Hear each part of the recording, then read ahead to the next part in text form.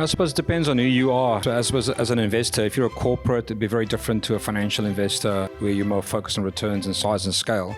But I suppose at its core, I suppose when you look at the market, you see a thematic that you like, you think there's some good tailwinds, or maybe it's something that's going to be quite synergistic with your business. So I'm in the real estate business already.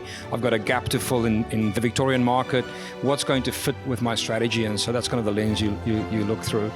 And then from a thesis perspective, obviously wanting to make sure that you believe that the business you're buying truly fits with that thesis and that the business model that they run actually is economically viable within that thesis. So that's how you look at it from afar. But to be honest with you, you really only know whether that's true or not once you get into due diligence. And so that's obviously when you ask all the initial questions to make sure that I think this is right, I think this is correct, but I really need to get under the bonnet to see whether it's whether I'm in fact correct and I'm prepared to place a bet.